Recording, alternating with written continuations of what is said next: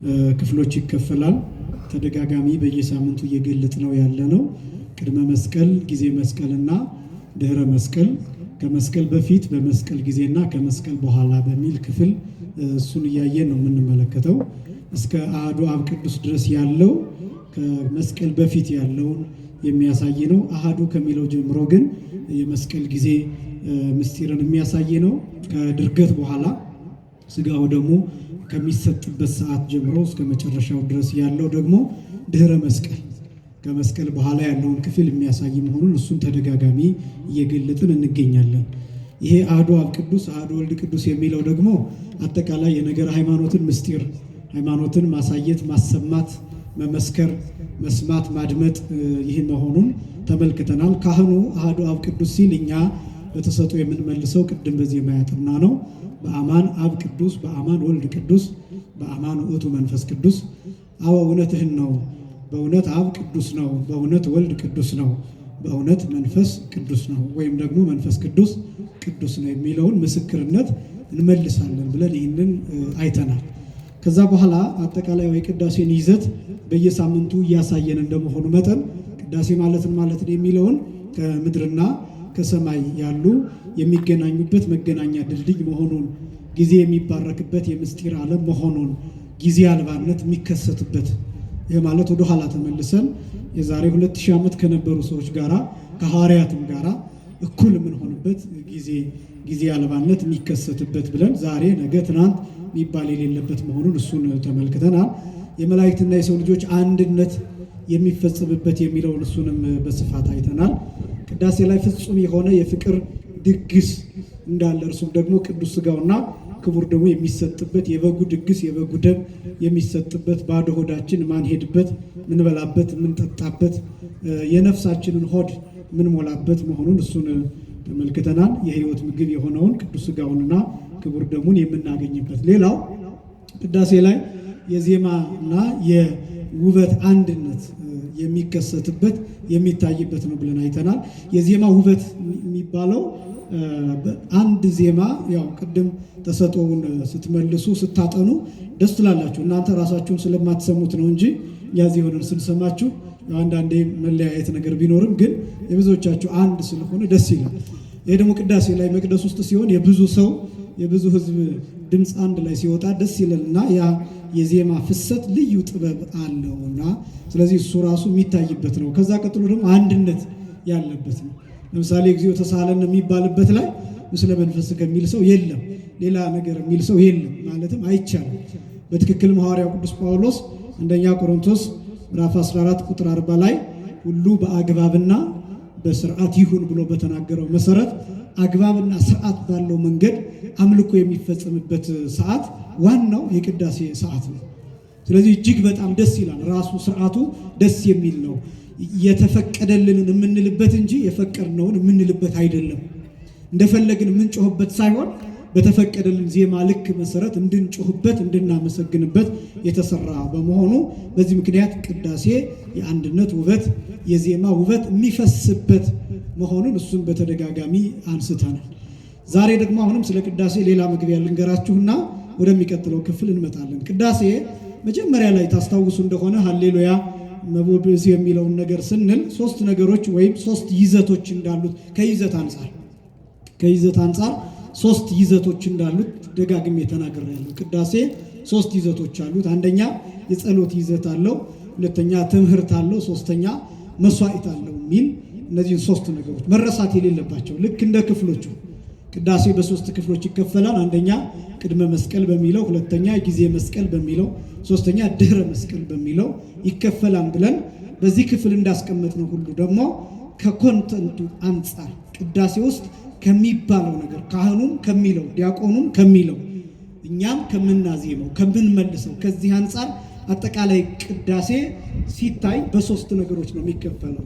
አንደኛ ጸሎት አለው፣ ሁለተኛ ትምህርት አለው፣ ሶስተኛ መስዋዕት አለው የሚል እነዚህን ሶስት ነገሮችን አንስተናል። ጸሎት አለው ማለት ነው። ጸሎት ማለት ከማን ጋር መነጋገር ነው? ከእግዚአብሔር ጋር መነጋገር ሁልጊዜ የሚገለጥ ነው። ስለዚህ ቅዳሴ ማለት ከማን ጋር መነጋገር ነው? ከእግዚአብሔር ጋር መነጋገር ነው። ልመና ይቀርብበታል፣ ጥያቄ ይቀርብበታል፣ ምስጋና አለው። ይሄ ሁሉ ጸሎት ነው። ዝምታም አለው፣ እሱም ጸሎት ነው። ስለዚህ ቅዳሴ በሙሉ አጠቃላይ ጸሎት ነው። ሳምንት እንዳልኳችሁ አንድ ሰው በቅዳሴ መሃል እግዚኦ ተሳሃለነ እያለ ምስለ መንፈስከ እያለ ሲጸልይ እኛ ትርጉሙ የሚመስለን እግዚኦ ተሳሃለነ ስንል አቤቱ ይቅር በለን ማለት ነው። ግን አቤቱ ይቅር በለን ማለት ግን ይቅር በለን ማለት ብቻ አይደለም፣ ጠብቀን ማለት ጭምር ነው። ስራ ስጠን ማለትም ጭምር ነው።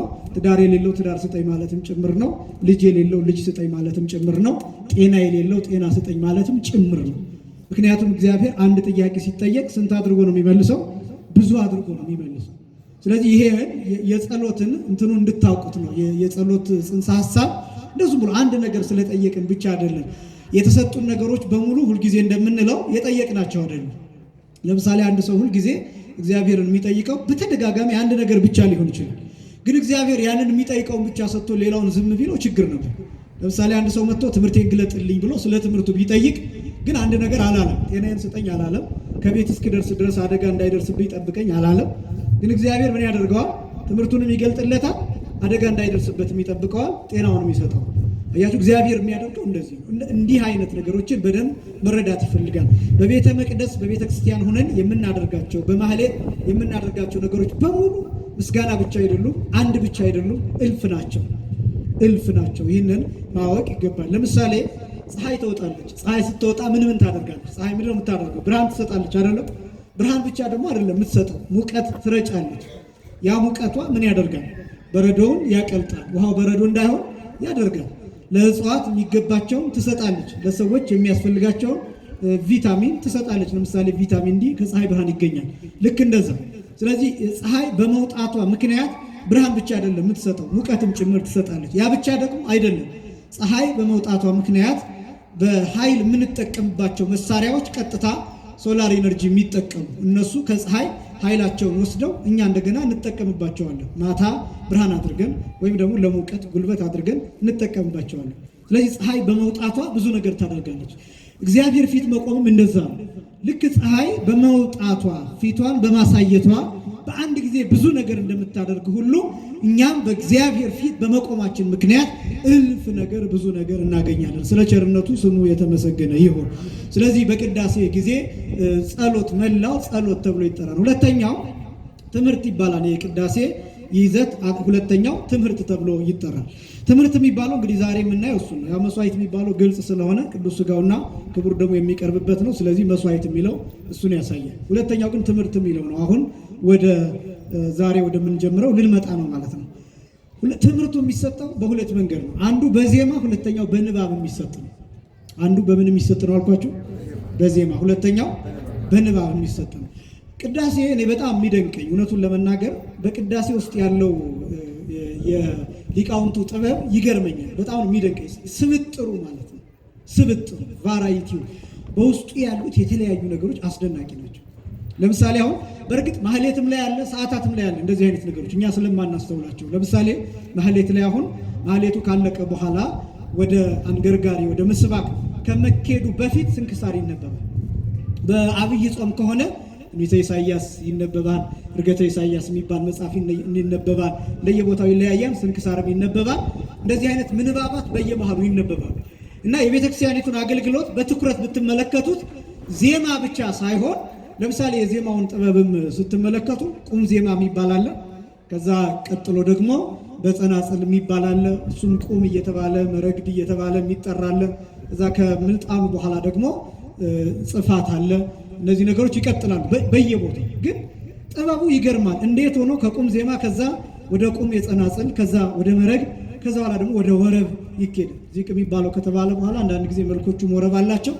ዚቁ ከተባለ በኋላ ወረብ የሚባለው ይመጣና ይሄን ምኑን ነው መሰላችሁ የምታዩት? የኛ ሊቃውንት እንዴት አድርገው እኛን ተደራሽ ለማድረግ የሄዱትን ርቀት ትመለከታላችሁ። ለምሳሌ አሁን መልኩ ሲጸነጸል ዚቁ አሁንም ምለው ላይገባችሁ ይችላል። እናንተ ዚቅና መልክ ምንድን ነው ልትሉ ትችላላችሁ ከጥቂቶቻችሁ በስተቀር። ግን ለእናንተ ባዕድ እንዳይሆን ወረብ የሚባላል። ያ ወረብ ለእናንተ ነው የሚወረበው፣ ለሚመና ነው የሚወረበው። በነገራችን ወረቡ የሚባለው አብረው ማህሌት የሚቆሙት ሰዎች እንዲገባቸው። ከዛስ ልክ ወረቡ ሲባል ደስ ይላቸው የለ ትርጉሙን ብታውቁትም ባታውቁትም ደስ ይላቸዋል። ወደ እናንተ የቀረበ ስለሆነ እያሸበሸባችሁ እልል እያላችሁ ታጅባላችሁ። ከዛ ወረቡ ከተባለ በኋላ እንደገና ከወረቡ ላይ ደግሞ እናንተ የሚገባችሁ አጭር ማህሌተ ገንቦ ይባላል። እሷ ተወጣና እሷን እንድትሰሙት ይደረጋል። ቤተክርስቲያኗ እንዴት እንደምትቀርባችሁ ነው እየነገርኳችሁ ያለሁት። ሊቃውንቱ ጥበባቸው እንዴት እንደሆነ ነው እየነገርኳችሁ ያለሁት። ይሄ ብቻም ደግሞ አይደለም። በዕለቱ ማህሌት ተቁሞ ካለቀ በኋላ ምስባክ ከመሰበኩ በፊት ከዚህ አስቀድሞ ስንክሳር ይነበባል። ሰዓት ካለ በተለይ፣ ሰዓት ከሌለ ግን ስንክሳሩም ላይነበብ ይችላል። ምክንያቱም ጊዜውን መጠበቅ ስለሚያስፈልግ ስንክሳሩ የሚነበበው በዕለቱ ያሉት ቅዱሳን እነማን እንደሆኑ፣ ጻድቃን ሰማዕታት እነማን እንደሆኑ፣ ያ ማህሌት ለምን ተቆመ የሚለውን ምክንያት ማለት ነው። በብዛት በግዕዝ ስለሚነበብ ምናልባት እኛ ላናዳምጠው እንችል ይሆናል። ግን ትክክለኛው ግን የሚደረገው ያው ሰው እንዲሰማው ነው። በዋናነት በዕለቱ ያለውን የበዓሉ መታሰቢያ የተደረገለትን ታሪክ እንሰማለን ማለት ነው። እና ቤተክርስቲያኒቱ እንዴት ስብጥር እንደምትሰራ እያሳየኋቸው ነው። ቅዳሴ ላይም ዜማ ብቻ እንዳይሆን ንባብ አለ። እነዚህ ንባባት የሚያካትቷቸው ደጋግሜ እንደነገርኳቸው የቅዱስ ጳውሎስ መልእክታት አሉ፣ የቅዱስ ጴጥሮስ መልእክታት አሉ፣ የይሁዳ መልእክታት፣ የያዕቆብ መልእክታት መልእክት፣ የራእየ ዮሐንስ አንዳንድ ጊዜ፣ ከዛ ደግሞ ወንጌል አለ፣ ግብረ ሐዋርያት አለ፣ የሐዋርያት ሥራ፣ ከዛ ደግሞ በምስባኩ አማካኝነት ደግሞ ከብሉይ ኪዳን 3 መስመር ያላቸው እነሱ ወጥተው በግዕዝም በአማርኛም እንዲነገሩ በዜማ እንድንማራቸው ይደረጋል። ስለዚህ ቅዳሴ ትምህርት አለው። ሁለተኛው ይዘት ትምህርቱ ደግሞ በዜማም በንባብም ይባላል። በዜማ የሚባለውን የንባቡን እንደርስበታለን፣ ገና ነው። በዜማ የምንማረውን እሱ ላሳይ። አሁን በአማን አብ ቅዱስ፣ በአማን ወልድ ቅዱስ፣ በአማን ውእቱ መንፈስ ቅዱስ ካለን በኋላ ካህኑ የሚለው ቅድም መምህር ያሬድ እንዳዜሙልን ሰብህዎ ለእግዚአብሔር ኩልክሙ አሕዛብ፣ ሁላችሁ አሕዛብ እግዚአብሔርን አመስግኑት። እስኪ በሉ ሁላችሁ በሉ አሕዛብ እግዚአብሔርን አመስግኑት። ይሄ ሁለተኛው ካህኑ የሚለው ነው። አሐዱ አብ ቅዱስ ካለ በኋላ ሁለተኛ የሚያዜመው ይህንን ነው።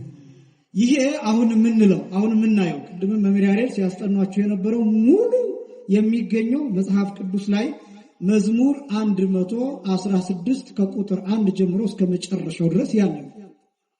ይሄን ብቻ አሁን ለሌላው ስትናገሩ ቅዳሴ ከመጽሐፍ ቅዱስ ነው ወይስ አይደለም ተብላችሁ ብትጠየቁ አንዱ መልስ ከምትሰጡት ይሄ መዝሙር ስንት አልኳችሁ? 116 ወይም በቅንፍ 117 የሚል ልታገኙ ትችላላችሁ። 117 ወይም 116 የሚል ልታገኙ ትችላላችሁ። ያው ከመዝሙር 16 በኋላ ልዩነት ስላለ፣ ልዩነት ስላችሁ የይዘት ልዩነት ሳይሆን ምዕራፉ እየቀደመ የሚሄድ አለ። በእኛ በግዕዙ ግን ከግዕዙ በተተረጎመው መጽሐፍ ቅዱስ መዝሙር 116 ወይም በቅንፍ መዝሙር 117 ላይ ሙሉ ይሄ በዜማ ይባላል። እየተስተዛዘለ ይሄ ጥበብ ማስተዛዘል ተብሎ ይጠራል። ዳዊት ማስተዛዘል ማለት ነው። ዳዊት ማስተዛዘል ብዙ ጊዜ የሚታወቀው በአብይ ጾም፣ ከዚህ በፊት ነግሬያቸዋለሁ። በአብይ ጾም በየቀኑ ይደረጋል። ከዛ ደግሞ አብይ ጾም ሲያልቅ የተጽዕኖ ሆሳዕና እሑድ ሊሆን ዓርብ ቀን 150ው ዳዊት በማስተዛዘል ይዘለቃል። ማስተዛዘል ማለት አንደኛው ሰው የመጀመሪያውን መስመር ይላል፣ ቀጥሎ ያለው ሰው ሁለተኛውን መስመር ይላል፣ ቀጥሎ ያለው ሶስተኛውን፣ ቀጥሎ ያለው አራተኛውን፣ ከዛ እንደዚህ እያለ መሄድ ማለት ነው። ማስተዛዘል ማለት እሱ። ይሄ ስርዓት በጣም አስደናቂ ነው። ዳዊት ነው፣ መዝሙረ ዳዊት ነው። ከዛ በዜማ ይባላል።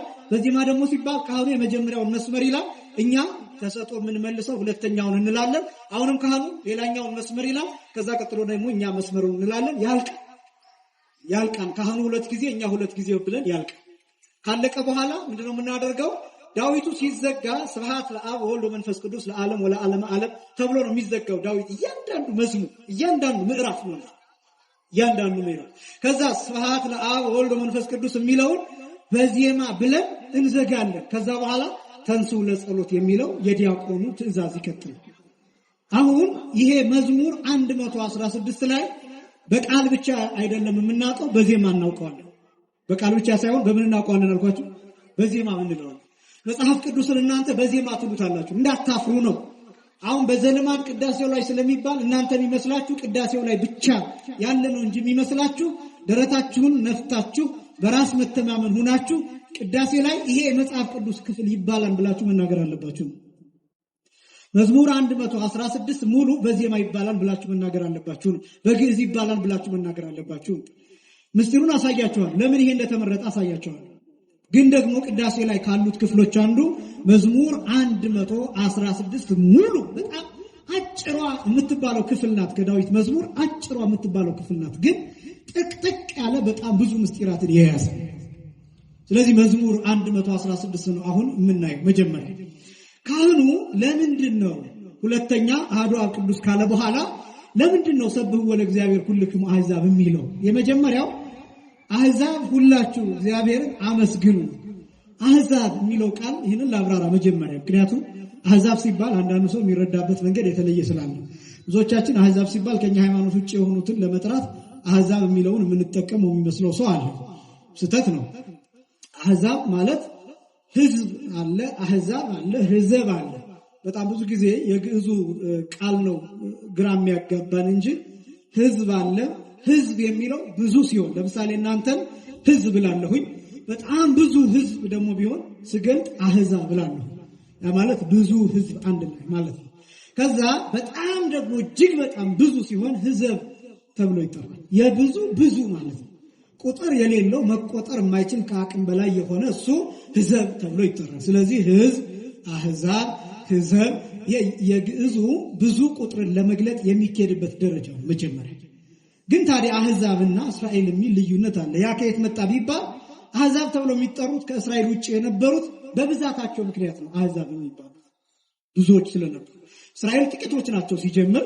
ያው እንደምታውቁት የአሕዛብን ቁጥር ከሞዓብና ከአሞን ብትጀምሩ፣ ከሎጥ ልጆች ብትጀምሩ፣ ሎጥ ከልጆቹ የወለዳቸው ማለት ነው። ወይም ደግሞ ልጆቹ የሎጥ ልጆች ከአባታቸው ከሎጥ የወለዷቸው ሞዓብና አሞን ጣዖት አምላኪዎች ይባላሉ። እነሱ አሁን አሕዛብ ተብሎ ይጠራሉ። ከዛ ቀጥሎ የነ እስማኤል፣ ከዛ ቀጥሎ የነ ኤሳው፣ ከዛ በኋላ ግን ከእስራኤል ውጭ ያለው አጠቃላይ እነዚህ ያለ ሕግ የሚኖሩ ብዙ ስለሆኑ አሕዛብ ተብለው ይጠራሉ። ምን ተብለው ይጠራሉ?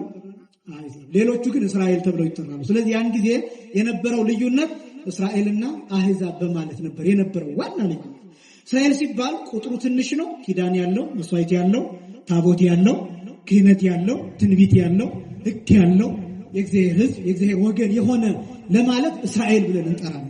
ከዛ ውጭ ያሉት ግን ጣዖት የሚያመልኩ ናቸው። ለተራራ፣ ለእንጨት፣ ለምናምን የሚሰግዱ፣ ለጨረቃ፣ ለኮከብ፣ ለባህር የሚሰግዱ ናቸው። ብዙዎች ናቸው። ስለ ብዛታቸውም ጭምር አሕዛብ ብለን እንጠራቸዋለን። ይሄ ልዩነት ነው አሕዛብ የሚለውን የሌላ ሃይማኖት እንዲመስል ያደረገው ይሄ ልዩነት እንጂ አሁንም አሕዛብ ብለን ስንጠራ ሌሎችን ማለታችን አይደለም። ስለዚህ አሁን ይሄ ግልጽ ነው አይደለም? አሁን የነገርኳችሁ አሕዛብ ሁላችሁም እግዚአብሔርን አመስግኑ ሲባል እናንተ ሁላችሁ ለማለት ነው። የቁጥርን መጠን ለማሳየት የምንጠቀምበት ነው። አንድም በሌላ ነጥብ ደግሞ ከአሕዛብ የመጡ አሕዛብ ብለን ከምንጠራቸው ወገን እንጨት ከማምለክ ድንጋይ ከማምለክ ከዚያ የመጡትንም ጭምር ድሮ እንደዚህ ነበራቸው፣ አሁን ግን ክርስቲያን ሆናችኋል ለማለት እሱንም ደግሞ አሕዛብ ብለን ልንጠራ እንችላለን። ዋናው ነጥብ ግን አሕዛብ የሚለው ብዛትን የሕዝብን ብዛት ቁጥር የሚያሳይ መሆኑን እሱን መረዳት ይገባል። የመጀመሪያው ታዲያ አሐዱ ካለ በኋላ አመስግኑት ብሎ ጥሪ የሚያደርገው ለምንድን ነው የሚለውን እሱን ላሳያችሁ። በዚህ ረገድ እንድትረዱት የምፈልገው የቅዳሴ ቅደም ተከተል፣ የጸሎት ቅደም ተከተል፣ የምስጋና ቅደም ተከተል በቤተ ክርስቲያኒቱ እያንዳንዱ ሰዓትና ልክ አለ። ቀኖና የሚባለው አንዱ እሱ ስለሆነ ለምሳሌ ሁሉ ጊዜ ላለው ጸሎት ስንጸልይ አባታችን ሆይ በሰማያት የምትኖር ካልን በኋላ ምንድነው የምንለው? ስምህ ይቀደስ። ምስጋና ነው የምናመሰግን። ከማንኛውም ነገር በፊት ምስጋና ይቀድማል። ስም ከተጠራ በፊት ማንኛውም ክርስቲያን ለጸሎት በሚቆምበት ሰዓት የመጀመሪያው ቃል ከአፉ የሚወጣው አምላኬ ሆይ አመሰግንሃለሁ የሚል ቃል መሆን አለበት። በማንኛውም ጊዜ ታሞም ቢሆን እየሞተም ቢሆን ምንም ነገር በእግዚአብሔር ፊት ለመቆም በመቻሉ አንደበቱን ለመክፈት በመቻሉ ለምስጋና ጊዜ በማግኘቱ እስከዚህ ሰዓት ድረስ በሕይወት በመኖሩ ማንኛውም ሰው ምንም ነገር ከመጠየቁ በፊት ማመስገን አለበት። የዕለት እንጀራችንን ስጠን ዛሬ የሚለው በኋላ ነው። ስምህ ይቀደስ፣ መንግስት ትምጣ፣ ከዛ የጥያቄም ቅደም ተከተላለው እያልኩ ነግራቸዋለሁ። ብዙ ጊዜ ልመና ቅደም ተከተላለው። ሲጠየቅም የእንጀራ ጉዳይ አይጠየቅም፣ የትዳር ጉዳይ አይጠየቅም። ቶሎ ብሎ የሥራ ጉዳይ ስራ ስጠኝ ተብሎ አይጠየቅም። ቶሎ ብሎ ትዳር ስጠኝ ተብሎ አይጠየቅም። ጤናዬን ስጠኝ ተብሎ አይለመንም። እግዚአብሔር መጀመሪያ መንግስትህን አውርሰኝ ነው የሚባለው። የሚቀድመው እሱ መንግስተ ሰማያትን መጠየቅ፣ የዘላለም ሕይወትን መጠየቅ፣ ጽድቁን መንግስቱን ለመውረስ መጠየቅ፣ መዳንን መጠየቅ፣ እሱን ነው መጀመሪያ የሚጠየቀው። ከዛስ ሌላው ዳረጎት ነው። ራት ይሄ ምሳ ይሄ መንግስተ ሰማያት የዘላለም ሕይወት ክርስቲያን እንደዚህ። ከዛስ መንግስት ትምጣ ካለ በኋላ ፈቃደ በሰማይ እንደሆነች እንዲሁም በምድር ትሁን፣ መላእክት እንዲያመሰግኑ ፈቃድ እንደሆነ በሰማይ እኛም በዚህ ምድር እንደ መላእክት እንድናመሰግን ፍቀድ መባል አለበት። ከዛ በኋላ ነው እንጀራ የሚጠየቅ። እንጀራም ደግሞ በቁሙ እንጀራ አይደለም። እሱ እንዲያውም የመጨረሻ ትርጉም ነው። ብዙ ጊዜ ምን የእንጀራ ጥያቄ የመጀመሪያው ጥያቄ ምስጋና ነው። ራሱ የእግዚአብሔር ቃል ነው እንጀራ የሚባለው። ወንጌል ነው እንጀራ የሚባለው። ንስሐ ነው እንጀራ የሚባለው። ስጋው ደግሞ ነው እንጀራ የሚባለው። ትምህርት ነው እንጀራ የሚባለው። ማህሌቱ ነው እንጀራ የሚባለው። ቅዳሴው ራሱ ነው እንጀራ የሚባለው። ከዛ በኋላ ነው የዚህ ምድራዊ እንጀራ የሚጠየቀው። ትርጉሙ ራሱ እንደሱ። የዕለት እንጀራ ስጠን ማለት ይሄ ምን በላው ምግብ አይደለም፣ ምድራዊ ምግብ አይደለም።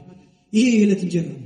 አሁን እግዚአብሔር ለእናንተ የዕለት እንጀራችሁን እየሰጣችሁ ነው። በዚህ የዕለት እንጀራ በኩል እግዚአብሔር እናንተን ያጸናል፣ እናንተን ይፈውሳል። የዚህ ረሃብ ክፉ ነው። የእግዚአብሔር ቃል ረሃብ ክፉ ነው። የወንጌል ረሃብ ክፉ ነው። የደስታ ረሃብ ክፉ ነው። የሰላም ረሃብ ክፉ ነው። ለምን? ወንጌል ደስታ ስለሆነ፣ ወንጌል ሰላም ስለሆነ። እንዲህ አይነት ዘመናት ላይ ቀጥሉ ይችላል ወደፊት። ሁልጊዜ እላለሁ ሟርት አይደለም። ከሆኑ ዓመታት በኋላ እናንተ ተቀምጣችሁ የሆነ መምህር እዚህ ቆሞ ማስተማር ሊቀር ይችላል። ሁሉም ነገር ዲጂታል ይሆናል። ከሆኑ ጊዜያት በኋላ በድምጽ ማጉሊያ ሰፈሩን ምናምን እንትን ማለት እነሱ ይቀራሉ። ይሄን ወደም መጠበቅ አለባቸው ወጣቶች። የምታውቁት ይቀራሉ። ጥቂት ጊዜያት ነው የሚቀሩት። ጥቂት ዓመታት ናቸው የሚቀሩት። የትኛው ነው? የኦርቶዶክስ ቤተክርስቲያን ብቻ አይደለም፣ የሙስሊሙ፣ የፕሮቴስታንቱ፣ የሌላው አጠቃላይ ሰፈር የሚረብሸው ምን የሚለው በዚያ ከዚህ በኋላ የድምጽ ብክለት ምናምን ይባልና እነዚህ ህጎች ከረቀቁ ከጸደቁ በኋላ ይቀራል። ከዛው ውስጥ ይሄ ድምጽ የሚናፍቅበት ጊዜ ይመጣል ማለት ነው። አሁን እኛ እንቅልፍ ረበሸ እንደዚህ ሆነ እንላለን። ግን ደግሞ ይሄንን ድምጽ ራሱ ቤተክርስቲያን የት እንዳለ እንኳን ማናይበት ማናውቅበት ጊዜ ሊመጣ ይችላል። ያየናቸው እነዚህ ሰለጠኑ አደጉ የሚባሉ ሀገራት አሁን ድምጽ ማጉሊያ የሚባል ነገር አጠፋፍተው የውስጥ ብቻ ነው የሚጠቀሙት። ነገራችን የትኛው አደጉ የሚባሉ ሀገራት የትኛው የከበሮ ድምጽ እንኳን አንድ ቦታ እንደውም የገጠመኝ ማህሌት ለመቆም የቀበሌውን አስፈቅደው ነው ያካባቢው። ለምን ማህሌት ሲቆም ከበሮ ድው ይላል። ስለዚህ ይሄን ድምጽ እነሱ ስለማያውቁት ቦምብ ፈንድቶ ምናምን ሊመስላቸው ይችላል። ድምጽም እንዲረብሻቸው አይፈልጉም። የማያውቁት ድምጽ እንዲሰሙ አይፈልጉም። በዚህ ምክንያት ዛሬ እንደዚህ ነው እናገለግላለን ብሎ አስረድተው ደብዳቤ አስገብተው ሊባኖስ እስራኤል አጠገብ ያለችው ሀገር ማለት ነው። ከዛ በኋላ ነው ማህሌት ቆመው የከበሮ ድምጽ ሲሰማ አይ ነግረውናል ተብሎ ለአካባቢው ተነግሮ ማለት ነው። ለአካባቢው ሰው እንደዚህ ደጅ ስላለ ዛሬ ኦርቶዶክሶች እግዚአብሔርን ያመሰግናሉ፣ የከበሮ ድምጽ ትሰማላችሁ እንዳትደነግጡ ተብሎ ይነገራቸዋል። ንግስ ሲነግስም እልል እየተባለ ሲዞር ደወሉ ሲመታ ቃጭሉ ሲመጣ ሲሰሙ የተነገረን ነው ብሎ ያስባሉ። ይህን ያህል ዝግጅት ይደረግበታል። እኛ አሁን እንደፈለግን ከበሮ እየመታን እንደፈለግን እያነገስን በፈለግነው ቀጠሮ በፈለግነው ፕሮግራም በፈለግነው ሰዓት ማህሌት ቁመን እናድራለን አይደል? ከሆነ ጊዜ በኋላ ይሄ ይዘጋል። ስለዚህ አንዳንድ ነገሮች እንዴት እንደምንረዳ ማወቅ ይገባል። ብርቅ የሚሆንበት ጊዜ ይመጣል። በእውነት ጦር እንዳያደርግብን የእርሱ ቅዱስ ፈቃድ ይሆንልን። እነዚህ ነገሮች እየቆዩ ሲሄዱ ምንድነው ሊሆኑ የሚችሉት? ምናልባት አዳራሾች ሊሆኑ ይችላሉ፣ ወይ ደግሞ ሰው በአካል መምጣት ይተውና በዙም በላይቭ ምናምን መከታተል። አሁን ብዙ ሰዎች አሉ ላይቭ የሚከታተሉ በእነዚህ በተጠመዱት መሳሪያዎች። የግዴታ ሆነባቸው የሚከታተሉትን አይደለም እምላችሁ፣ ግን እዚሁ ሆነው እዚሁ ሰፈራችን ዙሪያ ሆነው ግን ካልጋቸው መውረድ አቅቷቸው ዝም ብለው እዛ ሆኖ እያዩ ያሉ ይሻላል። ስራ ከመፍታት ሌላ ነገር ከማየት ይሻላል። ቢመጡ ደግሞ በጣም ይጠቀማል። ለምን እዚህ መጥተው ሲሰግዱ አፈሩ ሲነካቸው፣ እዚህ ግቢ ሲገቡ እግዚአብሔር ሲባርካቸው፣ ቅዱሳን ሲባርኳቸው ትልቅ ነገር አለውና ስለዚህ ይሄ ራሱ የዕለት እንጀራ የሚባለው የዕለት እንጀራችንን ያነሳን አምላካችን እግዚአብሔር የተመሰገነ ይሁን። ስለዚህ ምስጋና ነው። መጀመሪያ አሐዱ አብ ቅዱስ፣ አሐዱ ወልድ ቅዱስ፣ አሐዱ መንፈስ ቅዱስ ብለን ሃይማኖታችንን ከገለጥን ከመሰከርን በኋላ የእግዚአብሔርን ስም ከጠራን በኋላ ቅድስናውን ካወጅን በኋላ የሚቀጥለው ቅደም ተከተል ምስጋና። ለዚህ ነው የምናመሰግነው። ሰብሕዎ ለእግዚአብሔር ኩልክሙ አሕዛብ ሁላችሁ እግዚአብሔርን አመስግኑት ብሎ ካህኑ ጥሪ ያደርጋል። አዋጅ ያውጃል። ሁላችሁ ይላል። ልብ በሉ ሁላችሁ ይላል። መዝሙር 116 ነው ብያቸዋለሁ። ሁላችሁ ሲል ደግሞ ምን ማለት ነው ሲባል ሕፃን የለ፣ አዋቂ የለ፣ ፓትርያርክ የለ፣ ሁልጊዜ እንደምለው ጳጳስ የለ፣ ቄስ የለ፣ መርጌታ የለ። ይሄ አፍንጫ ላይ ጨርቅ እንደዚህ አድርጎ አይቻልም። እንደሱ ሁላችሁ ነው። ማንም መናገር የሚችል አንደበቱ የተፈታ ክርስቲያን የሆነ እዚህ መቅደስ ያለ አዲስ አማን ያልሆነ ማንኛውም ሰው ማመስገን አለበት። አዲስ የመጣም ቢሆን ገና ለመጠመቅ እየተማረ ያለ አቅም ካለው ካጠናው ከተማረው ካወቀውና ፈቃደኛ ከሆነ ቢያመሰግን ይባረካል፣ ይጠቀማል። ስለዚህ ሁላችሁ የሚለው ቃል ይሄን ነው የሚያሳየው። የሚቀልድ ሰው አለ፣ አንዳንድ የሚቀልድ ሰው መርጌታ ስለሆነ ሻሽ ስለተመጠመ ተሰጥኦ መቀበል ውርደት የሚመስል ራሱን አይ እኔ እኮ አውቀዋለሁ ብሎ ዝም የሚል ሰው አለ። ጨርቁን አፍንጫው ላይ አድርጎ ይሄ መቅሰፍት፣ ይሄ በጣም ትክክል ያልሆነ ማንኛውም ሰው እንዳልኳችሁ ይሄ ብቻም አይደለም። በሚመናንም በአንዳንድ ሰዎች ሳምንት እንደተናገርኩት ትልቅ የጸሎት መጽሐፍ ይዞ ተሰጥኦ የማይመልስ ሰው አለ። ተሰጥኦ አለመመለስ ለመሳተፍ ፈቃደኛ አለመሆን በነገራችን ላይ ኃጢአትም ጭምር። እኛ ይህንን ዜማ የምናስጠናችሁ ደጋግሜ እንደምናገረው በምልክት እንድትጮሁት አይደለም። መምህር ያሬድ እንደሚጮሁት የቅዳሴ መምህራን እንደሚጮሁት ዲያቆናቱን ልክ እንደሚሉት እንደዛ እንድትሆኑ አይደለም። አብራችሁ ለማለት ባዕድ እንዳትሆኑ፣ ለቃለ እግዚአብሔሩ ባዕድነት እንዳይሰማችሁ ነው፣ ባይተዋርነት እንዳይሰማችሁ እንጂ በፈለጋችሁት ዜማ በገባችሁ መልክ በንባብም ቢሆን ዜማው እምቢ ካላችሁ ጉሮሮ ካልታዘዘላችሁ እናንተ ዝም ብላችሁ ወይስ በኩሎም ህዝብ ልትሉም ትችላላችሁ። ዜማው እምቢ ካላችሁ ምን ይደረጋል? ካስቸገራችሁ ምን ይደረጋል? ቁም ነገሩ ግን መልስ ነው። ይሄ ተሰጥኦ ተብሎ ነው የሚጠራው። ብዙ ጊዜ እንዳለው ተሰጥኦ ማለት በነገራችን ላይ መልስ ማለት ነው። አሁን አንዳንድ ሰው ተሰጥኦ የሚለውን አማርኛው ስጦታ ምናምን ብሎ ቢተረጉም አቤት የገሌ ተሰጥኦ ምናምን ይላል። ትክክል አይደለም። አማርኛው ራሱ ስጦታ የሚል ነገር አለ። መሰጠት፣ መታደል፣ ጸጋ፣ እነዚህን ቃላት ልንጠቀም እንችላለን። ግዕዙ ግን ተሰጥኦ መለሰ፣ መልስ ሰጠ። ተሰጥኦ የሚለው ደግሞ መልስ መስጠት፣ መመለስ፣ ቃል መመለስ ማለት ነው። ለተጠየቀው ጥያቄ መልስ መስጠት ማለት ነው። ተሰጥኦ ማለት እሱ። ለዚህ ነው የተሰጥኦ ዜማ ምን እላችሁ? የመመለስ ዜማ፣ የመልስ ዜማ። ካህኑ የሚጠይቀን ጥያቄ አለ። ዲያቆኑ የሚጠይቀን ጥያቄ አለ። የመጀመሪያው ዲያቆን ንፍቁ ዲያቆን እንደየተራቸው። አሁን ካህኑ ምን ብሎ ነው የጠየቀን? ሰብሕዎ ለእግዚአብሔር ኩልክሙ አሕዛብ፣ ሁላችሁ አሕዛብ ሁላችሁ እግዚአብሔርን አመስግኑ። አሕዛብ የሚለው ውስጥ እነማን ተካተዋል? ከፓትርያርኩ ጀምሮ እስከ ሕፃናቱ ድረስ ያለው መናገር የሚችለው በሙሉ አሕዛብ በሚለው ውስጥ ተካተዋል። ለምን? ብዙ ስለሆነ። እዚህ ላይ ማዕረግ አይደለም ጉዳዩ፣ እግዚአብሔርን የማመስገን ጉዳይ። እዚህ ላይ ጉዳዩ ጳጳስ የመሆን ያለመሆን፣ ሕዝብ የመሆን ምእመን የመሆን ያለመሆን ጉዳይ አይደለም። እዚህ ጋር እግዚአብሔርን የመታዘዝና ለእግዚአብሔር መልስ የመስጠት የማመስገን ጉዳይ። ስለዚህ የመጀመሪያው እሱ ነው፣ ምስጋና። ማንኛውም እግዚአብሔርን ስሙን ከጠራን በኋላ ማመስገን ስለሚገባ የምስጋና አዋጅ ይታወጃል። ስለዚህ አንደኛ የምስጋና አዋጅ። ሁለተኛ ደግሞ ምስጢሩ ላሳያችሁ። ለምንድን ነው በዚህ ጊዜ ምስጋና የሚታወጀው? ለምንድን ነው? ቅዳሴን ከዚህ በፊት ስነግራችሁ ታስታውሱ እንደሆነ ትዝ ላይላችሁ ይችላል። በብሉይ ኪዳን ከነበረው እስራኤላውያን ከተሻገሩት ባህር ጋራ አገናኝቼ ነግሬያችኋለሁ። እዛ ባህር ላይ የእግዚአብሔር መንገድ ተብሎ የሚጠራ ነው ብያችኋለሁ። የማን መንገድ? ቅዳሴ ማለት የእግዚአብሔር መንገድ ነው ብያችኋለሁ። ሌላኛው ማብራሪያ የማን መንገድ ነው? ቅዳሴ ማለት የማን መንገድ ነው? በየመሃሉ ጠይቃለሁ። ቅዳሴ ማለት የማን መንገድ ነው? የእግዚአብሔር መንገድ ነው። ይህንን በደንብ ልታውቁ። የእግዚአብሔር መንገድ ነው ቅዳሴ ማለት። የእግዚአብሔር መንገድ የሚገለጥበት፣ ቅድስናው የሚታይበት፣ መላእክት የሚታዩበት፣ እግዚአብሔር የራሱ የሆኑ ሰዎችን የሚታደግበት ቦታ ነው። ባህር የሚከፈልበት፣ ደረቅ መሬት የሚታይበት፣ ሰላምና እረፍት የሚታይበት። ከዚህ በፊት ስነግራችሁ ውሃው የሚቆምበት ብያችኋለሁ። አሐዱ አብ ቅዱስ ሲባል በያለንበት እንቆማለን ብያችኋለሁ። ይህንን ወደ ኋላ መልሼ ያሳየኋችሁ በምድር በታጠበችበት ጊዜ፣ ከዛ ደግሞ የኖህና ከኖህ ጋር ያሉት ወደ መርከብ መግባታቸውን እሱን አንስቼ፣ ይሄ ብቻ ሳይሆን እስራኤላውያን ባህሩን ሲሻገሩ በቀኝና በግራ ውሃው ምን ብሎ ብያችኋለሁ? እንደ ግድግዳ ቆመ። ልክ ያ ውሃ በቀኝና በግራ እንደቆመ ሁሉ እኛ አሐዱ አብ ቅዱስ ሲባል እኛ በያለንበት ምን እንሆናለን? እንቆማለን፣ ቀጥ እንላለን። ይሄ ብቻም አይደለም። ባህሩን ከተሻገሩ በኋላ የባህሩ ጫፍ ላይ አፋፍ ላይ ሆነው እስራኤላውያን ቆመው የፈርዖናውያንን ሬሳ አይተው። ቅዳሴ ማለት እንደዛ ነው ብያቸዋል። ቅዳሴ ማለት ልክ እስራኤላውያን የባህሩ ጫፍ ላይ ሆነው የፈርዖናውያንን እና የሰራዊቱን ሞት እንዳዩ ሬሳቸው ሲንሳፈፍ የጠላቶቻቸውን ሬሳ ሲንሳፈፍ እንዳዩ ሁሉ ኦርቶዶክሳውያንም ቅዳሴ ላይ ቆመው የአጋንንትን ጥፋት የሚመለከቱበት ነው። ይህን እንዳትረሱት፣ በሞት ይህን እንዳትረሱት። የጠላቶቻችንን ማለፍ፣ መሸነፍ፣ መሞት የምናይበት ቅዳሴ ማለት እንደሱ ነው። ባህሩ ላይ ቆመው። ስለዚህ ባህር የሚከፈልበት ነው። የማን መንገድ የሚታይበት? የእግዚአብሔር መንገድ የሚገለጥበት። ቅዱስ ያሬድ ሲናገር እንዲህ ይላል። ለምሳሌ ብዙ ጊዜ በህዳር ሚካኤል የሚባል ነው። ባህረ ግርምተ ገብረ አረፍተ ወበውስቴታ አርአየ ፍኖተ እግዚአብሔር። ባህረ ግርምተ ማለት የምታስፈራ ባህር ማለት ነው። ገብረ አረፍተ ማለት ግድግዳ አደረገ ማለት ነው። ያ የሚያስፈራ ባህር የሚባለው ባህረ ኤርትራ እየተባለ የሚጠራው እስራኤላውያን የተሻገሩት ማለት ምንድነው ያደረገው? ግድግዳ አደረገ ሲባል በቀኝ በኩል ባህሩ ቆሞ እንደ ግድግዳ ሆነ፣ በግራ በኩል ግድግዳ ሆነ። በመሃል በኩል ያለው ልክ እንደዚህ መንገድ ቀጥ ያለ ሰዎች የሚራመዱበት ደረቅ መንገድ።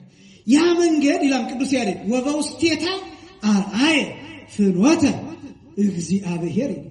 በውስጧስ እግዚአብሔር ምንን አሳየ ቢባል መንገድን አሳየ። ምንን አሳየ? መንገድን አሳየ። ያ መንገድ ምንድነው?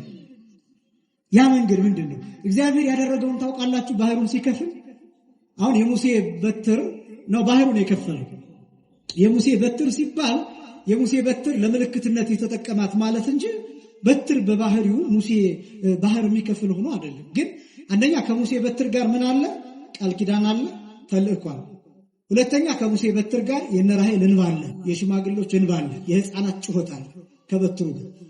ሶስተኛ ግን በትሩ ብቻ ሳይሆን እስራኤልን ሲከተሏቸው የነበሩ 7 ሊቃነ መላእክት አሉ። 7 መላእክት አሉ። እነዚህ 7ቱ መላእክት ደመናው መላእክት የሚገለጡበት ነው። በ7 አይነት የሚገለጥ። ለምሳሌ አንዱ ደመና ከላይ ሆኖ የፀሐዩን ዋዕይ የፀሐዩን ሙቀት የሚከላከል ነው። ከላይ ሆኖ አንድ መልአክ ነው። ሁለተኛው ደመና ደግሞ ከታች ሆኖ ተነጥፎ እሾህ እንዳይመታቸው እንቅፋት እንዳይመታቸው የሚያደርግ ነው። 2 መልአክ ነው። ስንት መልአክ? 2 መልአክ። ሶስተኛው መልአክ ደግሞ በቀኝ በኩል ሆኖ በቀኝ የሚመጣውን መቅሰፍት የሚጠብቃቸው ነው። ስንት ሆኖ?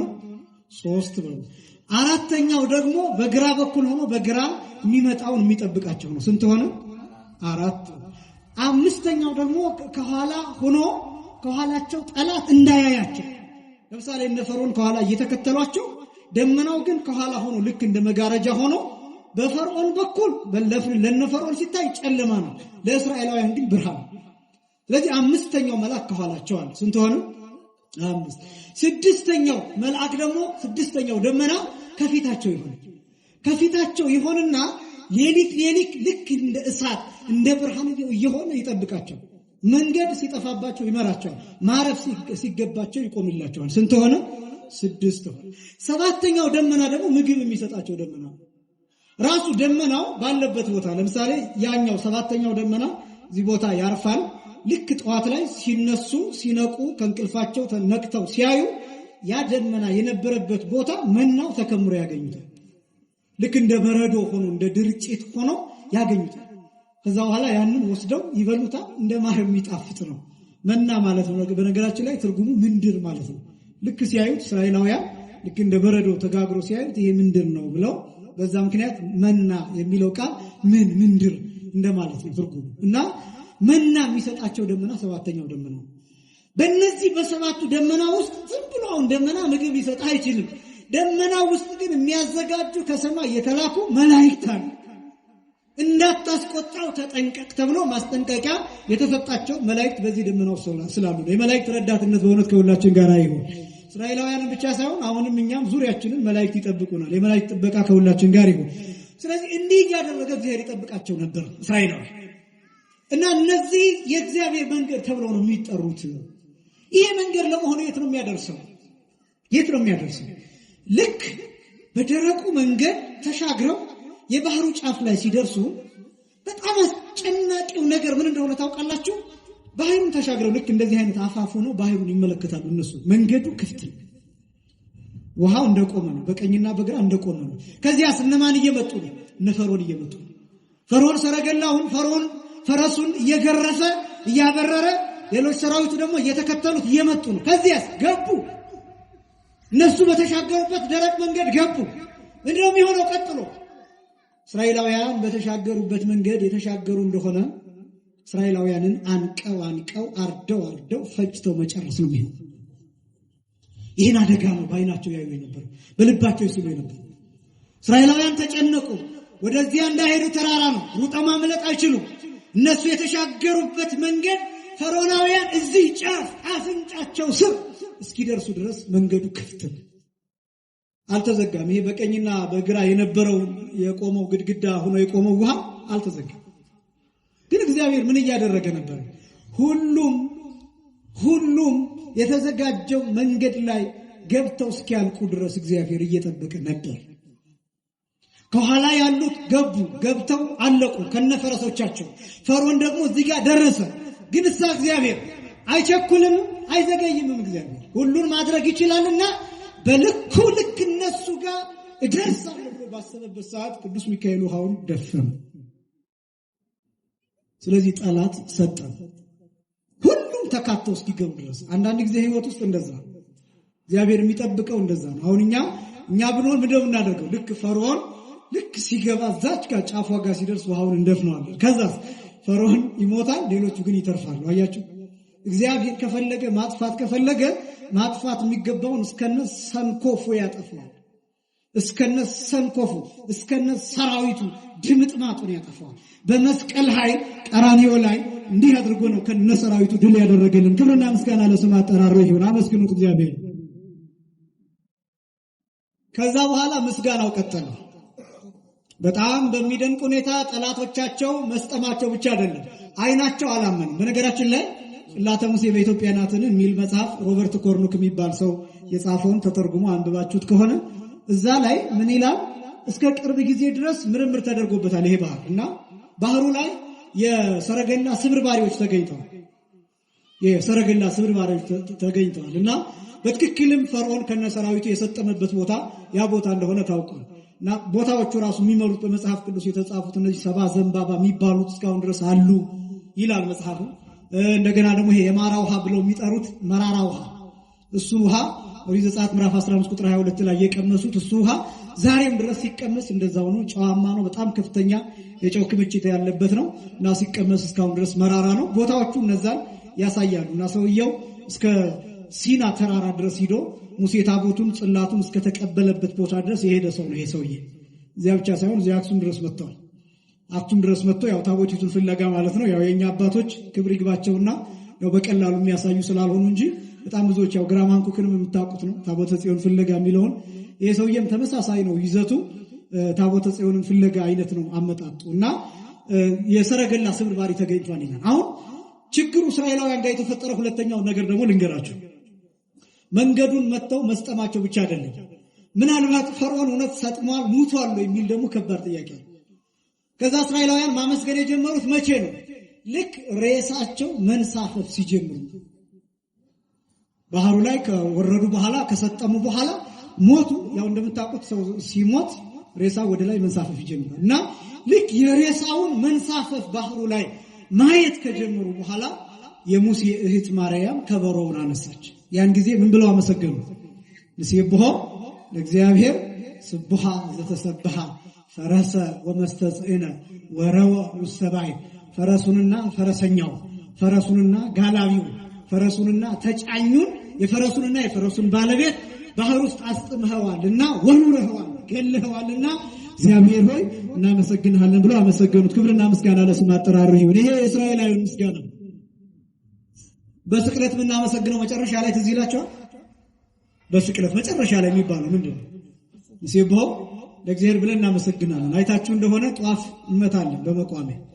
ጧፉን ካበራን በኋላ መቋሚያው ላይ ይታሰርና በመቋሚያ ጧፉ ይያዛል። ያው አንዳንድ ቦታ እንደ ድራማ አይነት የሚመስሉ ነገሮች ይሰራሉ። እሱ ትክክል አይደለም፣ ለማሳየት ነው። በነገራችን ላይ አሁን አንዳንዶቹ የሚረዱት እንደዛ ስናደርግ ይሁዳን የምንቀጠቅጥ ምናምን ሰው የምንቀጠቅጥ ሰው የምንራገም ነው የሚመስላቸው። እኛ የምንራገመው ዲያብሎስን ነው። እኛ የምንራገመው ሰይጣን ነው። የምንመታውም ሰይጣን ነው። የምንመታውም በእግዚአብሔር ኃይል በእግዚአብሔር ስም እንጂ እኛ ሰይጣንን ዲያብሎስን አግኝተ ነው በአካል አይደለም የምንመታው። አንድ መቋሚያ ላይ ያለው ጧፍ ሄደ በመቋሚያ ስላጠፋ ሰይጣንን አግኝተዋን ማለትም አይደለም። ሰይጣን ሞኝ አይደለም፣ እንደኛ ራሱን የሚቀጠቀጥም አይደለም። ግን ምልክቱን ምሳሌውን ለማሳየት ምክንያቱም በተለይ በጥንቱ ጊዜ እንደውም አባቶቻችንን የምታደንቋቸው በጥንቱ ጊዜ ንባብ የለም፣ ዕውቀት የለም፣ ጽሑፍ የለም። ስለዚህ ዝም ብላችሁ ሄዳችሁ መጽሐፍ ቅዱስ የቅዱስ ጳውሎስ መልእክት ማቴዎስ ወንጌል ብትሉ የማቴዎስ ወንጌል ሊያነቡ አይችሉም አባቶቻችን እናቶቻችን። ለምን? ንባብ የለም፣ የንባብ ባህል የለም፣ ዕውቀት የለም፣ ፊደልም አይታወቅም። ስለዚህ አባቶቻችን ያደረጉት ምንድነው? በምስል ማሳየት ነው፣ በተግባር ማሳየት። ቲዮሬቲካል በሆነ መንገድ አይደለም፣ ፕራክቲካል በሆነ መንገድ ማሳየት ነው። አባቶቻችን የተከተሉት ያን ስራ የስቅለት የምናሳየው እሱ። ስለዚህ ጧፉን እናበራለን። ዳዊቶች አሉ፣ የሚስተዛዘሉ የሚባሉ ዳዊቶች አሉ። እነዚህ ዳዊቶች ለምሳሌ እግዚኦ ይትጸመመኒ የምንለው እርግማን ነው፣ ልክ ነው። ግን እርግማኑ የይሁዳን ልጆች እያልን የምንራገመው ሰዎችን አይደለም ሰይጣንንና የሰይጣንን የዘር የግብር ልጆች የማይመለሱትን ንስሐ የማይገቡትን እነዚህ ነው የምንራገበው። ከዛ በኋላ የምንመታው ሰይጣን እንዲያርቅልን ነው የምናደርገውና ይሄ ከተጠናቀቀ በኋላ ንሴብሖ ለእግዚአብሔር ስብሐ ዘተሰብሐ ብለን እናመሰግናለን። ፈረሱንና ፈረሰኛውን ማለት ዲያብሎስን ከነሰራዊቱ ወደ ባህሩ ጥለሃል፣ ወደ ገሃነመ እሳት ጥለሃል፣ እኛን ግን ነፃ አውጥተሃልና እግዚአብሔር ሆይ እናመሰግናለን ብለን እናመሰግናለን። በድጋሚ ክብርና ምስጋና ለስሙ ይሁን። ይሄ የእግዚአብሔር መንገድ ይባላል። የማን መንገድ ይባላል? የእግዚአብሔር መንገድ። ቅዳሴ የማን መንገድ ይባላል? የእግዚአብሔር መንገድ። መንገዱ አንድ ነው። መንገዱ ስንት ነው አልኳችሁ? እንደ አስደናቂው የእግዚአብሔር መንገድ እንደዛ ነው። አንዳንድ ሰዎች ይተርፉበታል፣ ሌሎች ይሰጥሙበታል። አንዳንድ ሰዎች ሕይወት ያገኙበታል፣ ሌሎች ይሞቱበታል። አንዳንድ ሰዎች ይጠቀሙበታል፣ ሌሎች ይጎዱበታል። ለምሳሌ እኛ ዓለም ውስጥ ነው ያለነው። ዓለም ውስጥ ሆነን መጽደቅ እንችላለን። ዓለም ውስጥ ሆነን ኃጢአት የምንሰራ ከሆነ ማንመለስ ከሆነ እንጠቀምበታለን። ምጽዋትን ይሄን እጃችንን ሁልጊዜ እንደምንለው ብንመጸውትበት እንጠቀምበታለን፣ ብንማታበት እንጎዳበታለን። አንደበታችንን ብናመሰግንበት እንጠቀምበታለን፣ ብንሳደብበት እንጎዳበታለን። ይሄ ሁሉ ግን የማን መንገድ ነው? የእግዚአብሔር መንገድ ነው። ሲራስ ሲናገር ምን ይላል? ለእመ ወረቃ ለፍህም ትጠፍ ወለእመ ነፋይካ ትነድድ ወባህቱ ክልሆሙ ይወጽኡ ማዱ አፊላ። አንድን እሳት እዚህ ያቀጣጥለህ ብተፋበት ምራቅ ብተፋበት ይጠፋል። እፍ ብትለው ደግሞ ምን ይሆናል? ይነዳል። ሁለቱም ግን ከስንት አፍ ይወጣሉ? ከአንድ አፍ ይወጣሉ። ቅዱስ ያዕቆብም እንደተናገረው ይችን ምላሳችንን እንራገብባታለን፣ እንደገና እናመሰግንባታለን። ግን ያቸው አንዲት ናት። ሁለቱም ከአንድ አፍ ከአንድ ቦታ ከአንዱ ምንጭ ይወጣሉ። ስለዚህ እንዴት ነው የምንጠቀምበት የሚለው እንድትመለከቱት ነው። ቅዳሴ ያላመኑበት ሰዎች፣ የሚሳለቁበት ሰዎች፣ የሚቀልዱበት ሰዎች የሆኑ እንደሆነ ይሰጥሙበታል። አምነው የሚያስቀድሱ የሆኑ ሰዎች እንደሆነ ይወጡበታል። ወደ ዘላለም ሕይወት ይሻገሩበታል። ከበሮ ይዘው ያመሰግኑበታል። የእግዚአብሔርን ስም ያከብሩበታል። ይባረኩበታል፣ ይከብሩበታል፣ ይቀደሱበታል፣ ይጸኑበታል። ቅዳሴ ማለት ነው። ለዚህ ነው ምስጋናው የእግዚአብሔር መንገድ ተብሎ ይጠራል። ይህንን ምስጋና የምናመሰግንበት ምክንያት ይሄ ነው። ስለዚህ ካሁን ምን እያለ ነው? ይህንን ልናገርና ላጠቃል። ሰብሑ ለእግዚአብሔር ኩልክሙ አሕዛብ፣ አሕዛብ ሁላችሁ እግዚአብሔርን አመስግኑ ሲል ምን እያለ ነው? ያኔ እስራኤላውያን ባህሩን ሲሻገሩ፣ ያኔ ጠላቶቻቸው ሲሰጥሙ እግዚአብሔርን እናመሰግነዋለን ብለን እንዳመሰገኑ እናንተም አመስግኑ ማለት ነው ካህኑ። ለምን ተሻግራችኋል? አሁን ያላችሁት የት ነው? ሰማያዊ ሕይወት ውስጥ፣ ዘላለማዊ ሕይወት ውስጥ። ለምን? ቅዳሴ ማለት የሰማይና የምድር መገናኛ ድልድይ፣ የመላእክትና የሰው ልጆች አንድነት፣ የፍቅር ድግስ ያለበት፣ ጊዜ አልባነት ያለበት፣ ትናንት ነገ ዛሬ የሚባል የሌለበት፣ ከቅዱሳን ጋር ህብረት የሚመሰረትበት ስለሆነ በዚህ ምክንያት ያለንበት ቦታ ቅዱስና ያለንበት ሁኔታ ቅዱስ ስለሆነ ይህንን ለማረጋገጥ እግዚአብሔርን አመስግኑት ይላል። ሁላችሁ አሕዛብ እግዚአብሔርን አመስግኑት የሚለው ለዚህ ነው። ከዚያስ ቅዳሴ እግዚአብሔር መንገድ ናት። መጨረሻው ምንድን ነው? ልብ በሉ። ይሄ መንገድ እስራኤላውያንን እስኪሄድ ድረስ ነው የወሰዳቸው። ለጊዜው ባህሩን ይሻገራሉ፣ የባህሩ ጫፍ ላይ ይቆማሉ፣ የፈርዖናውያንን ስጥመት ይመለከታሉ። መጨረሻው በስጋ የሚያደርሳቸው ምድረ ከነዓን ነው የሚያደርሳቸው። እቺ ማርና ወተት የምታፈሰዋ ተብላ ቅድስት ኢየሩሳሌም ነው የሚያደርሳቸው። ይህች ቅድስት ኢየሩሳሌም ውስጥ ምን ተከስቷል? ክርስቶስ ተወልዶባታል፣ በስጋ ረግጧታል፣ ስጋውን ቆርሷታል፣ ደሙን አፍስሶባታል፣ መስቀል ተተክሎባታል፣ መንፈስ ቅዱስ ወርዶባታል፣ ሐዋርያት ተባርከውባታል፣ የጌታ ደም ፈሶባታል። አያችሁ፣ የተቀደሰችዋ ምድር ነው የሚያደርሳቸው። ይሄ መንገድ የእግዚአብሔር መንገድ ወበውስቴታ አርአየ ፍኖተ እግዚአብሔር፣ በውስጧ መንገድን አሳየ። ከዛ ከወጡ በኋላ ታቦት ይቀበላሉ፣ ጽላት ይቀበላሉ፣ ኪዳን ይቀበላሉ፣ መስዋዕት ይቀበላሉ፣ መቅደስ ይሰራሉ፣ ድንኳን ይሰራሉ። ከዛስ በኋላ በነቢያት በኩል ትንቢት እየተነገረ እስከ ዘመኑ ፍጻሜ ድረስ ይመጣል። ከዛስ እመቤታችን፣ ከዛስ ጌታ፣ ከዛስ ስጋው ደግሞ ይገኛል። ያ መንገድ የት ነው የሚያደርሰው? ክርስቶስ ጋር። ክርስቶስ የት ነው የሚያደርሰው? የመጨረሻው የዘላለም ሕይወት ጋር። ክብርና ምስጋና ለስሙ አጠራሩ። ይቺ መንገድ ልክ ይህንን ሲያረጋግጥ ጌታ ምን ብሎ ነው ያስተማረው? የዮሐንስ ወንጌል ምዕራፍ 14 ቁጥር 6 ላይ እኔ መንገድ እውነት ሕይወት ብሎ ተናገረ። ይኸውላችሁ መንገድ ነኝ ያለ፣ ከዛ እውነት፣ ከዛ ሕይወት። ልብ በሉ። ያቺ የእግዚአብሔር መንገድ፣ ያቺ በባህር የተገለጠችዋ መንገድ፣ ያ በቀኝና በግራ ውሃው ቆሞ መሃሉ ግን ደረቅ የነበረው መንገድ፣ እነ ፈርዖን የሰጠሙበት መንገድ፣ ዲያብሎስ የተዋረደበት መንገድ፣ በመስቀል የተከፈተው መንገድ፣ ያ መንገድ ክርስቶስ ነው። ያ መንገድ ወዴት ነው የሚያደርሰው? ወደ እውነት። መጨረሻውስ ምንድነው? ህይወት። ራሱ ህይወት የሚገኝበት ነው ቅዳሴ። ክብርና ምስጋና ለስም አጠራሩ ይሁን። ቅዳሴ ማለት የእግዚአብሔር መንገድ። በምን እናውቃለን? በምን እናረጋግጣለን ካላችሁ መጨረሻ ላይ ቅዱስ ሥጋውና ክቡር ደሙ ይሰጣል። በቅዳሴ ጊዜ መጨረሻ። ይሄ ማህሌት ላይ የለም ብያችኋለሁ። ሰዓታት ላይ የለም ብያችኋለሁ። ኪዳን ላይ የለም። ይሄ ቅዳሴ ላይ ብቻ። ሰዓታት ወዴት ያደርሳል? ወደ ቅዳሴ። ማህሌት ወዴት ያደርሳል? ወደ ቅዳሴ። ኪዳንስ ወዴት ይወስዳል? ወደ ቅዳሴ። ከዛ እነዚህ ላይ ሥጋው ደሙ የለም። ቅዳሴ ላይ ግን ምን አለ? ቅዱስ ሥጋውና ክቡር ደሙ። ለምን? የእግዚአብሔር መንገድ ስለሆነ። መጨረሻ ላይ ዓላማችን ክርስቶስን ማግኘት ስለሆነ፣ ክርስቶስን ማግኘት፣ ክርስቶስን መልበስ፣ ክርስቶስን መብላት፣ ክርስቶስን መጠጣት ማለት ስለሆነ፣ የዘላለም ሕይወት ማግኘት መውረስ፣ በመላእክት መጠበቅ ስለሆነ፣ የመጨረሻ ኦርቶዶክሳዊነትን ክርስትና ማረጋገጥ ስለሆነ ይሄ የእግዚአብሔር መንገድ ይባላል። ይሄ የእግዚአብሔር መንገድ ስለተገለጠልን ካህኑ ሁላችሁ አሕዛብ እግዚአብሔርን አመስግኑ ብሎ ያውጃል። ያን ጊዜ እኛ በተሰጦ ምን እንላለን? ሰብህዎ ለእግዚአብሔር ኩልክሙ አሕዛብ ሲል እናንተ ምን ትላላችሁ? ወይሴብህዎ በሉ እስኪ። ወይሴብህዎ ኩሎሙ ሕዝብ። ካህኑ እግዚአብሔርን አመስግኑ ሲል ሁሉም ሕዝብ እግዚአብሔርን ያመሰግኑታል እንላለን። ይሄ የኛ መልስ ነው።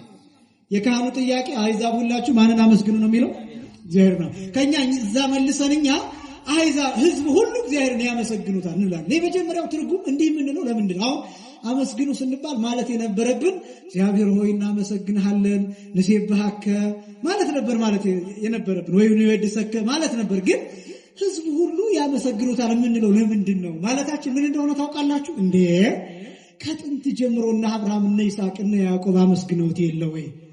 ደጋጎቹ አመስግነውት የለ ወይ? እነ መልከ ጼዴቅ በመስዋዕት አመስግነውት የለ ወይ? ከዚያ በኋላ የተነሱ ቅዱሳን አመስግነውት የለ ወይ? ምነው እንኳን 120 ቤተሰብ አመስግነውት የለ ወይ? ምነው እንኳን ከዛ በኋላ እነ ቅዱስ ጴጥሮስ እነ ቅዱስ ጳውሎስ እነ ቅዱስ ዮሐንስ በዓለም ዳርቻ ሁሉ እየሄዱ አመስግነውት የለ ወይ? ምነው ከዛ በኋላ የተነሱ ሐዋርያውያን አበው አመስግነውት የለምን? ምነው ከዛ በኋላ ሊቃውንቱ ሁሉ አመስግነውት የለምን? ምነው ከዛ በኋላ በየገዳማቱ ያሉ መነኮሳት አመስግነውት የለምን? ምነው በዓለም ጫፍ እስከ ጫፍ እስከ ዛሬ ድረስ የነበሩት ከዚህ በኋላ የሚነሱት ሁሉ ያመሰግኑት የለምን ብለን እናመሰግነዋለን። ከዛስ እኛ ራሳችን ደግሞ እንዲህ በማለታችን እናመሰግነዋለን። ምክንያቱም ሕዝብ ውስጥ ስለሆነ፣ በጣም አስደናቂ ሕዝብ ውስጥ ስለሆነ። ይሄ ምስጋና ከየት ነው የተወሰደው? መዝሙር 116 ነው። እዚያው ላይ አሁንም ከዛው አልወጣም። ካህኑ አሕዛብ ሁላችሁ እግዚአብሔርን አመስግኑ ይላል። እኛ ሕዝብ ሁሉ እግዚአብሔርን ያመሰግኑታል፣ ሁላቸው ሕዝብ እግዚአብሔርን ያመሰግኑታል ብለን እንመልሳለን። እኛም ሕዝብ ነን፣ ሕዝብ ውስጥ ተካተናል። ግን ደግሞ እየተናገርን ያለ ነው ከኛ የተሻሉ ሰዎች እንዳመሰገኑት ጭምር እንናገራለን። ከኛ የተሻሉ ለምሳሌ አንዳንድ ሰውን ለመግለጥ እኛ ምን እንላለን? እንደው ቃላት ያጥረኛል እሱን ለመግለጥ እንደው እነገሌ እንኳን ቢገልጡት ይሻል ነበር እንደዚህ ብለን ከትህትና የተነሳ እንናገራለን። ብቃትን ተመልከቱት፣ ትህትናን ተመልከቱት። ከኛ የተሻሉ ሰዎች እንዳመሰገኑት እንገልጣለን። ሕዝብ ሁሉ አመስግነውት የለ ወይ? እኔ አንድ ተራ ሰው ብሎ ትህትና እንደማሳየት ነው። እና ሁሉ አሕዛብ ሁሉ ያመሰግኑታል ብለን እናገራለን። ግን ደግሞ አሕዛብ ሁሉ ያመሰግኑታል፣ ሕዝብ ሁሉ ያመሰግኑታል ብለን ደግሞ እኛም እያመሰገንን ነው ማለት ነው። ከአመስጋኞች ውስጥ ተመደብን ማለት ነው። ከዛ በኋላ ካህኑ ምክንያቱን ይገልጣል። ልብ በሉ። ለምንድን ነው የምናመሰግነው ትሉኝ እንደሆነ ካህኑ ለምን እናመሰግነዋለን እግዚአብሔርን ትሉኝ እንደሆነ እስመ ጸንዓት ምህረቱ ለዕሌነ፣ ምህረቱ በእኛ ላይ ጸንታለችና። እስኪ በሉ ምህረቱ በሉ። በእኛ ላይ ጸንታለችና የምናመሰግንበት ምክንያት ይሄ ነው። እኔ አሁን በደንብ ደግሞ እንድታስተውሉት የምፈልገው ቅደም ተከተሉ። አሐዱ አብ ቅዱስ ብለን መሰከርን። ካህኑ ይህንን ሲል እኛ በእውነት ቅዱስ ነው፣ አብ ቅዱስ ነው፣ ወልድ ቅዱስ ነው፣ አንድ መንፈስም ቅዱስ ነው ወይም መንፈስ ቅዱስ ቅዱስ ነው ብለን መልስ ሰጠን። አሁን ከዛ ካህኑ ምንድነው አመስግኑት የሚል አዋጅ ወይም ትእዛዝ አዘዘ። ከዛ አሕዛብ ሁሉ ያመሰግኑታል ብለን መልስ ሰጠን፣ አመሰገንን። ከዛ በኋላ ካህኑ የሚለው የምናመሰግንበትን ምክንያት ይገልጣል። የምናመሰግንበት ምክንያት ምህረቱ በእኛ ላይ ጸንታለችና ይላል። ቅዳሴ ማለት የማን መንገድ ነው ብያቸዋለሁ? አስቀድሞ ለአዳም የተገለጠው መንገድ፣ በተስፋ የተገለጠው መንገድ፣ ለኖህ የተገለጠው መንገድ፣ ለአብርሃም የተገለጠው መንገድ፣ የምድር አሕዛብ ሁሉ በዘር ይባረካሉ ተብሎ የተሰጠው መንገድ፣ ያዕቆብን በእርግጫ መጥቶ የገለጠው መንገድ፣ በነቢያት በኩል የተገለጠው መንገድ፣ እስራኤላውያን ባህር ሲሻገሩ ያዩት ደረቅ መንገድ፣ እነ ኢያሱ የተከተሉት መንገድ፣ ሙሴ ያሳየው መንገድ፣ በዮርዳኖስ በኩል እስከ ኢየሩሳሌም የተሻገረው መንገድ፣ በኢየሩሳሌም በኩል ከዛ ክርስቶስ እስከ መጨረሻ ወደ ዘላለም ሕይወት የሚወስደንን ያሳየንን ያንን መንገድ ቤተ ክርስቲያኒቷ ምን ብላ ትገልጠዋለች? ዛሬም ያን መንገድ ሰጥቶት በዚያ መንገድ ውስጥ ነው ያለው። ያ ምህረቱ አሁንም እንደጸና ነው። ክብርና ምስጋና ለስሙ ይሁን። ያ ምህረቱ አሁንም እንደጸና ነው። ያለ አብርሃም የተገለጠው ምህረት፣ ለኖህ የተገለጠው ምህረት፣ ለቅዱሳን የተገለጠው ምህረት፣ ለሐዋርያት የተገለጠው ምህረት አሁንም እንዳለ ይሄው ሥጋዬ ይሄው ደሜ ብሎ ለሐዋርያት የሰጣቸው ያ ምህረት ለይቅርታ የሚፈስ ስለ ኃጢአት ስርየት ሁሉ የሚፈስ የአዲስ ኪዳን ደሜ ይህ ነው ብሎ የተናገረው ያ ምህረት አሁንም በቅዳሴው መካከል እንደጸና ያ ምህረት ነው የሚገልጠው። ምህረቱ በእኛ ላይ ጸንታለችና ማለት ያ ነው። ያኔ ለጴጥሮስ እንካ ብሎ የሰጠው ሥጋ እዚህ አለ። ያኔ ይሁዳ ምንም እንኳን ባይቀበለውም ለይሁዳ የተሰጠው ምህረት እዚህ አለ። ለይሁዳ የተሰጠው ድል እዚህ አለ።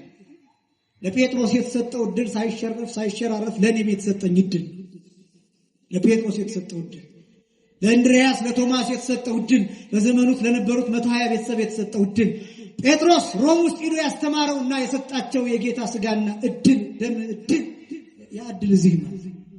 ስለዚህ የጌታ ምህረት እንደጸና ነው። አያችሁ፣ አልተቋረጠም። የጌታ ምህረት እንደጸና ነው። የጌታ ምህረት የኃጢአትን የሚያስተሰርየው ደም፣ ያ ይቅር የሚለው ደም፣ ያ በሁላችን ሰውነት ገብቶ ከክርስቶስ ጋር የሚያዋህደን ደም፣ ያ ደም ምህረቱ አልተቋረጠም። አሁንም አለ። አመስግኑትም እላችሁ ለዚህ ነው። ካህኑ የሚለው አመስግኑትም እላችሁ ለዚህ ነው።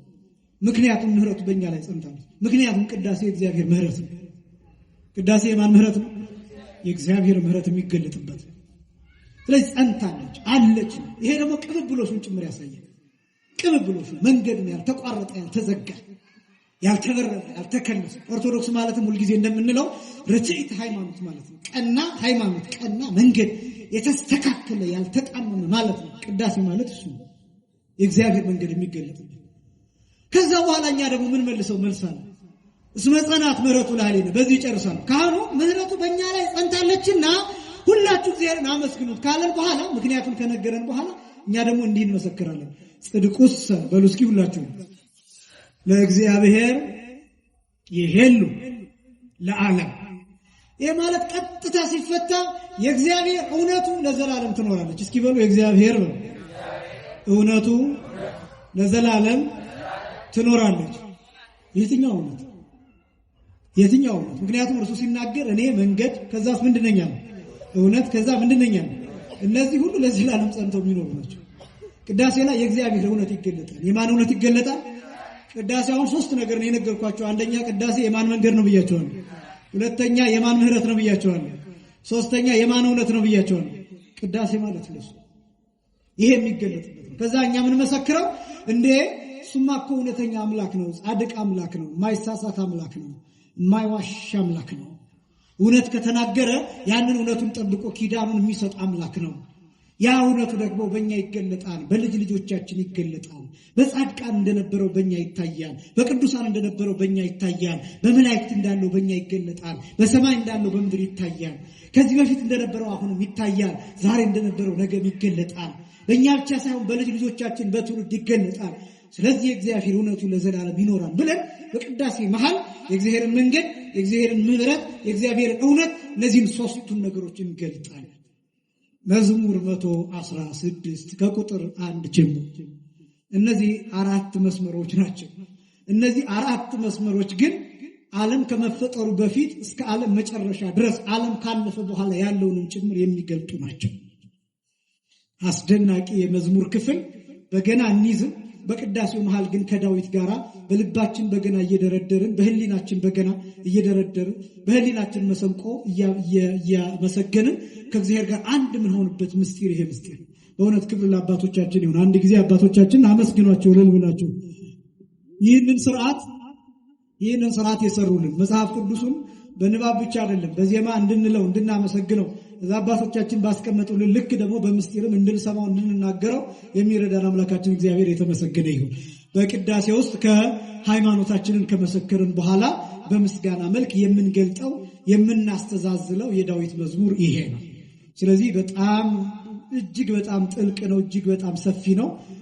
እንግዲህ ከእስራኤል ጋር አስቀድሜ ከብሉይ ኪዳኑ ጋር እንደነገርኳችሁ የእግዚአብሔርን መንገድ የምናይበት የምንገልጥበት ነውና የተለየ ምስጢርን፣ የተለየ ክስተትን፣ የተለየ ሁኔታን ማሳየት የሚችል ደጋግመን እነዚህን ነገሮች በዜማም በንባብም በአማርኛውም በግዕዙም በእነዚህ ነገሮች እያስተዋልን ከዛ ደግሞ ስናስቀድስ እጅግ በጣም ደስ እያለን ከሙሴ እህት ከማርያም ጋር እንደምናመሰግን ገብቶን ከመላእክት ጋር እንደምናመሰግን ገብቶን ከሐዋርያት ጋር ከ120 ቤተሰብ ጋር ከቅዱሳን ጋር ከሊቃውንት ጋር ከቀድሞ ከነበሩ ደጋጎች አባቶች ጋር ከነሱ ጋር ሆነን እንደምናመሰግን ገብቶን የቅዳሴውን ምስጢር እያወቅን እየተረዳን በተመስጦ ልናስቀድስና ልንጠቀም ይገባል። ይህንን መልእክት ለማስተላለፍ ነው። ቀጣይ እግዚአብሔር የሳምንት ሰዎች ይበልና ለምንድነው ስብሐት ለአብ ወወልድ ወመንፈስ ቅዱስ የሚባለው የሚለውን እሱን አሳይተን ወደሚቀጥለው ክፍል እንሄዳለን። መምህር ያሬድ ስብሐት ለአብ የሚለውን አንድ ጊዜ ብቻ አዘልቀው የመርሐ ግብራችን ፍጻሜ ይሆናል። ስለነበረ ጊዜ ሁሉ የአምላካችን እግዚአብሔር ስም የተመሰገነ ይሁን። ወስብሐት ለእግዚአብሔር።